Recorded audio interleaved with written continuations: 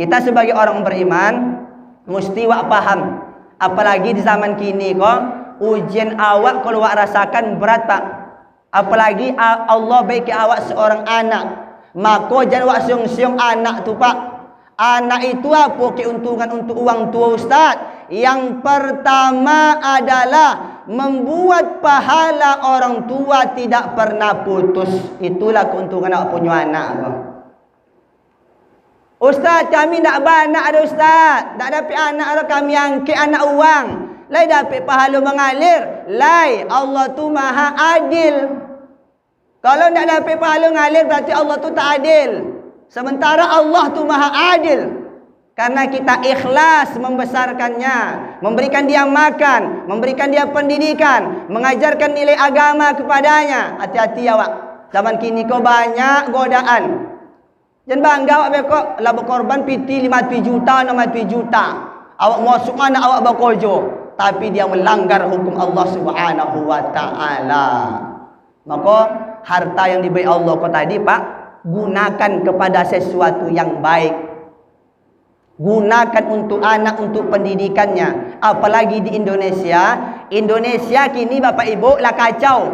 Indonesia kini Bapak Ibu bukan krisis ekonomi pada sesungguhnya.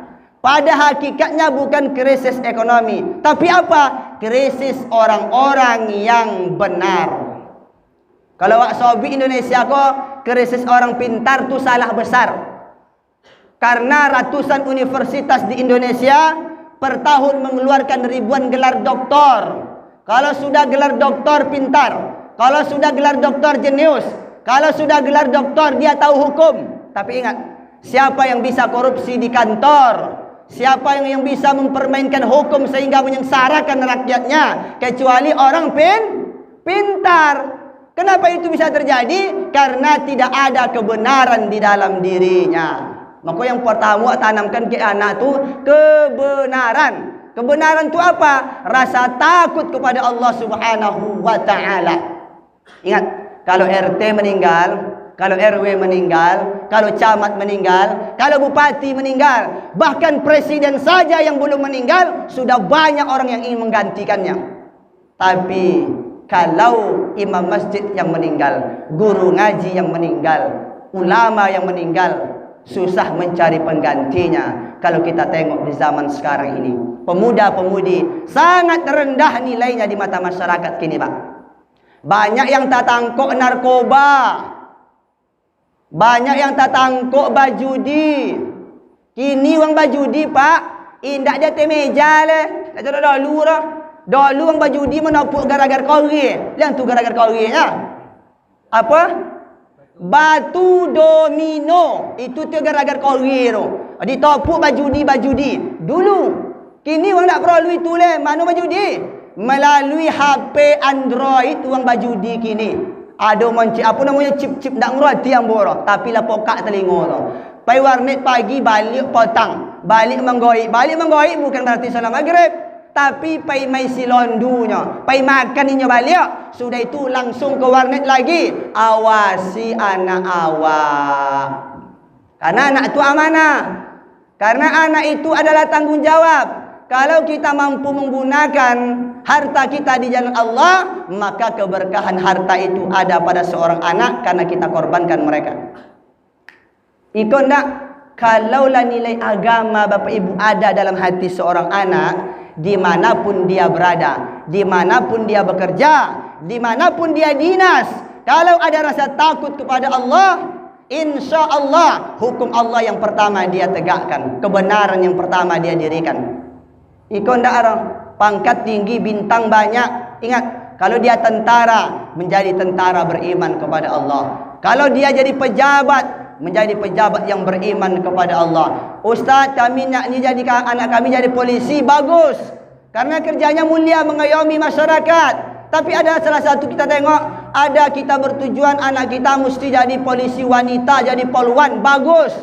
Bisa dia mengayomi perempuan yang baik-baik. Tapi tengoklah Bapak Ibu, bagaimana dia bertugas dalam KTP-nya Islam. Ketika dia bertugas, dia buka jilbab, dia pakai tengokkannya rambut pendeknya, semuanya itu adalah tidak ada keberkahan yang dapat di dalam pekerjaan yang dia kerjakan. Kenapa? Karena dia melanggar hukum Allah Subhanahu wa ta'ala. Jadi kalaulah rasa takut kepada Allah, kalau kita jadikan Allah sebagai pengawasan yang pertama dalam hidup, insya Allah setiap langkah, setiap ucapan, setiap ayunan tangan akan mendatangkan rasa takut kepada Allah Subhanahu wa ta'ala. Siapa yang awak jadikan pengawasan dalam hidup awak, Pak?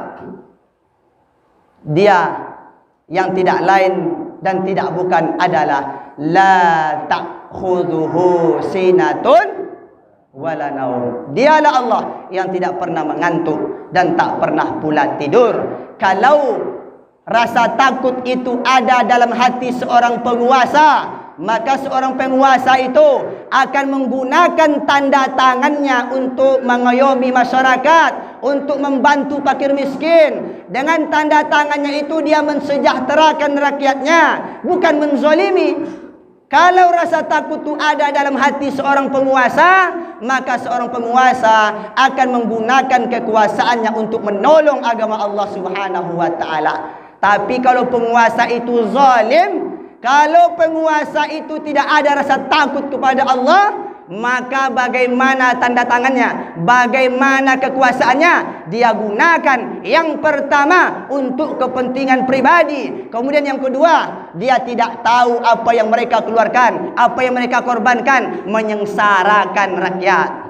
Kenapa demikian itu bisa terjadi? Karena tidak ada rasa takut kepada Allah Subhanahu wa ta'ala. Rasa takut kau lah, Pak. Apalagi wak seorang pemimpin mulia, wak. Mulia, wak. Karena pemimpin, kuasa, jabatan itu ujian. Jangan wak sangka tu nikmat aja. Bisa dia jadi nikmat, bisa dia jadi ujian.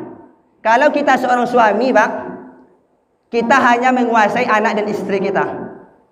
Kalau kita seorang ustaz, kita hanya menguasai umat, kita hanya menguasai jemaah. Itu pun orang yang mau mengikut dengan kajian kita. Mungkin ada orang sebagian tak mau mengikut dengan pengajian salah seorang ustaz karena berbeda. Itu ustaz, itu ulama. Tapi kalau seorang pemimpin, seorang presiden, seorang gubernur, seorang bupati, kalau dia ada rasa takut kepada Allah, dia tidak hanya menguasai anak istri, dia tidak hanya menguasai umat Islam, semua manusia yang ada dalam kekuasaannya akan menjadi miliknya. Apanya dia bisa dia berikan, apa yang dia lakukan bisa dia buat. Kenapa? Karena dengan tanda tangan, karena dengan kekuasaan dia menolong agama Allah Subhanahu wa ta'ala. Tapi kalau pemimpin itu zalim, seorang camat zalim misalkan, satu kecamatan akan melaknat dia, satu kecamatan akan mendoakan dia. Kalau seorang bupati zalim, satu kabupaten mendapatkan kezalimannya dan Allah balas. Kalau kita presiden zalim, satu negara akan berdoa kepada Allah Subhanahu wa ta'ala.